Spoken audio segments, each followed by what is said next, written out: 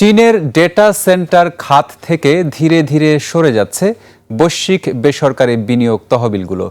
চীনের ডিজিটাল অবকাঠামো খাতে বিদেশি বিনিয়োগের এক দশকের সম্প্রসারণ এখন শেষের দিকে। একই সঙ্গে আন্তর্জাতিক বিনিয়োগকারীরা নতুন করে মালয়েশিয়া, জাপান ও ভারতের মতো বাজারে ঝুঁকছেন।